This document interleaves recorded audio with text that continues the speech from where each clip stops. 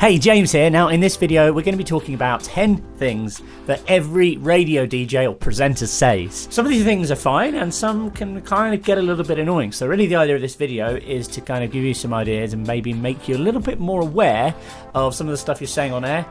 Is it too repetitive? Is it interesting? Is it entirely necessary? Let's find out.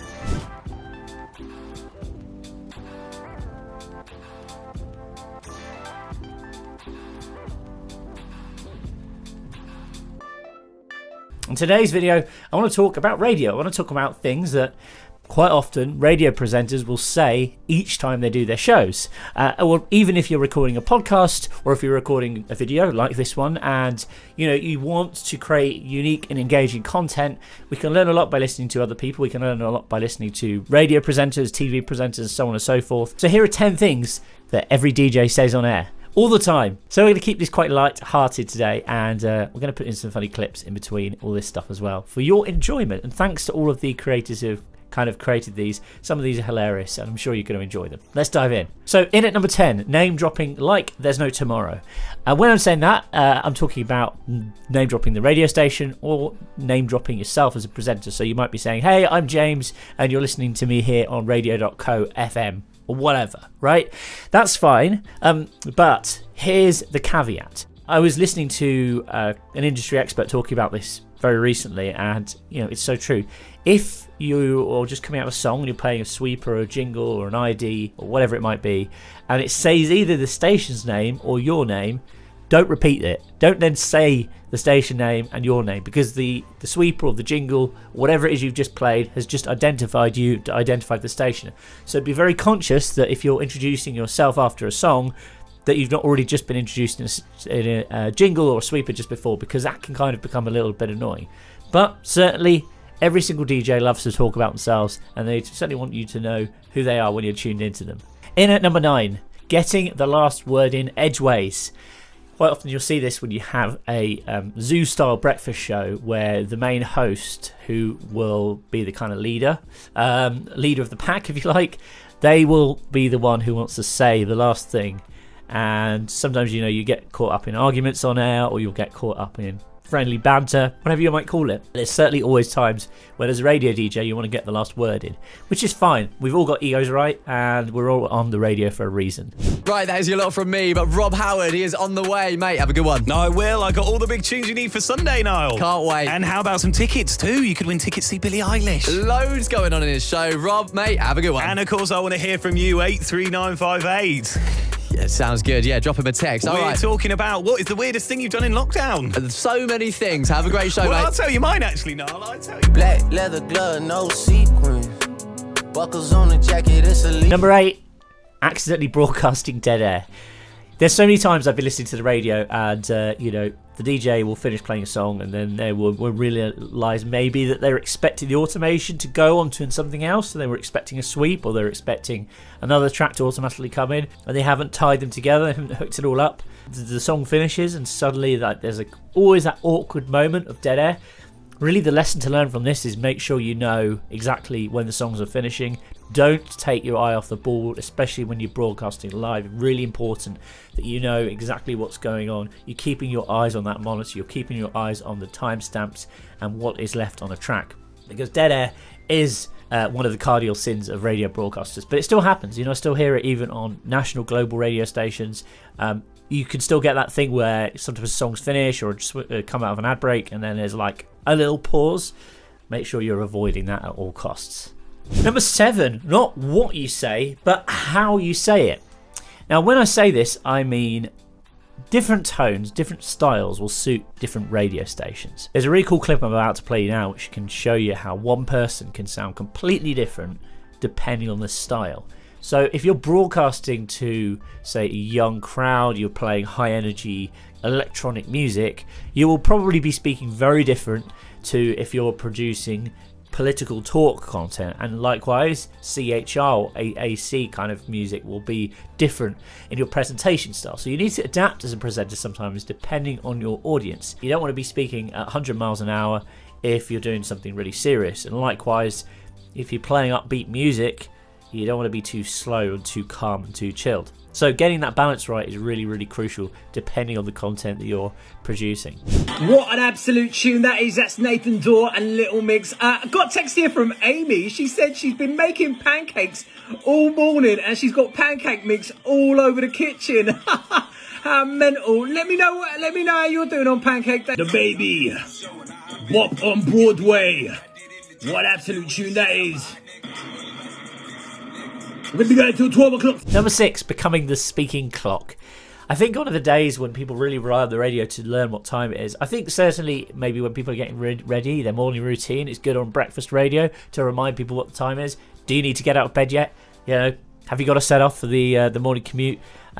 Is it time to take the kids to school? Whatever it might be. Sometimes breakfast radio, I think, is crucial in kind of spelling out what the time is. However, throughout most of the day now, people have got clocks in front of them, whether that be on their wrist, on their phone, on the computer if they're sat at work, or even, you know, in the car. Most cars have got clocks in these days. So I don't think you need to always be telling the time. It can help now and then, and of course doing a time check when the news comes on is always kind of like the standard thing to do. However, don't be constantly reminding people of the time. I don't think it's really necessary in this day and age. Number 5, glossing over mistakes. We've all stumbled our words. Jesus, even just recording this video, I've managed to mess up my words a few times. However, the main thing... See, I've just done it now. The main thing to do if you're making mistakes, and we'll leave this in for editing purposes, is to be professional, okay? Don't get too caught up on it, and just remember that the audience probably won't even notice unless you alert them to it. They're not going to notice if you've stumbled your words. So your job as a host or a DJ or presenter is to make sure that you keep things moving forward smoothly. And, you know, if you have any mistakes, just don't stress too much about them. Just move on, keep things professional, keep things moving in the right direction. In at number 4, we've got reading out funny messages by accident, aka listener pranks. This is absolutely fantastic, and there's been so many great examples of this recently, where listeners have been texting in to shows with funny things that perhaps the radio DJ isn't always aware of. You know the old kind of Homer Simpson, Bart Simpson thing where they used to do the pranks to Moe's bar? Yes, I'm looking for a friend of mine. Last name Jazz, first name Hugh. Hold on, I'll check. Hugh Jazz!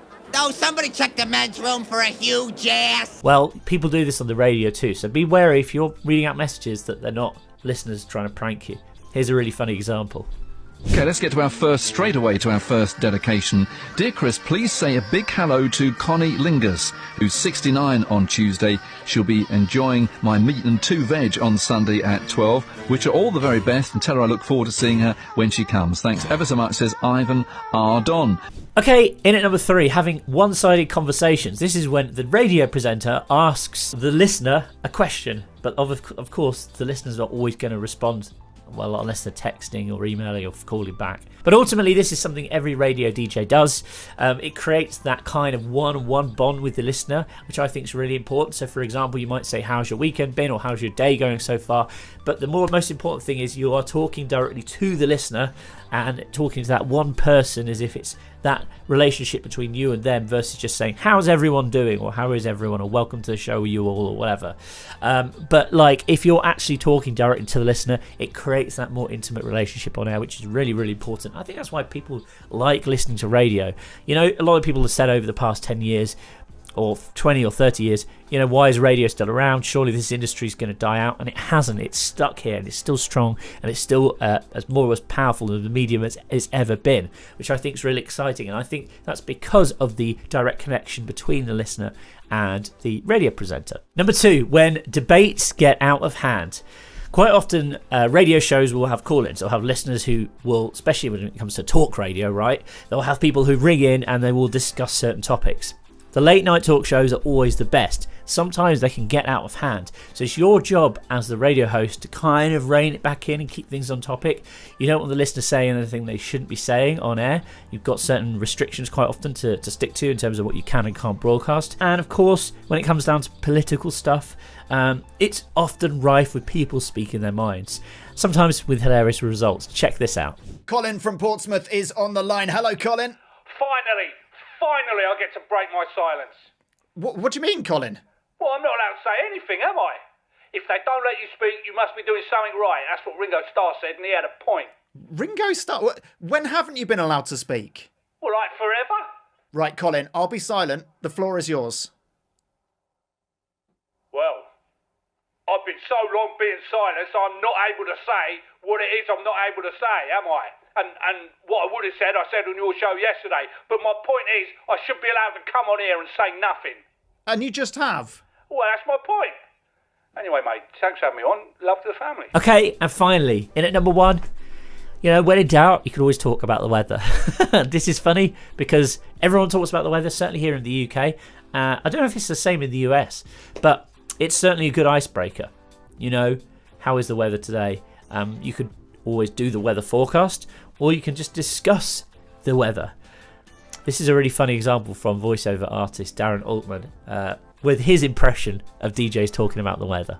Hey, this is Dazza banging out all your favourite 80s hits. You know, I was looking out the studio window today, black clouds, rain. 5 minutes later, beautiful sunshine. Do you know I don't think the weather can make its mind up? You gotta speed it up. Okay, so to finish up, I wanted to give you some quick fire DJ phrases. These are something that you can throw in to pretty much any link and it'll all sound pretty cool. Firstly, I want to hear from you. This is great because it's talking to the listener. As I mentioned earlier, you want to create that one-on-one bond. Secondly, up next, it's always good to finish a link talking about either what songs are coming up or what you're going to be talking about further down the line. Next up, we're live from. Now this is great if you're a local radio station and you want to show the community that you've got their back. Local radio is becoming more and more distant and centralised, which I think is a great shame. But this also opens up lots of opportunity for new local radio stations. So remind your community that you're coming from the heart of their centre, whether that be, you know, from a specific location or from a specific village or town or a city or whatever it might be. Or if you're doing an outside broadcast, remember to remind the listener where you're broadcasting from. And finally, have you heard the news? It's always a great topic of conversation to talk about the local news, talk about what's going on in your area, talk about new businesses that have opened, things that are happening in the day, current affairs, the type of stuff that people will want as kind of casual banter on in the background when they're listening to the radio. So thanks very much for watching this video.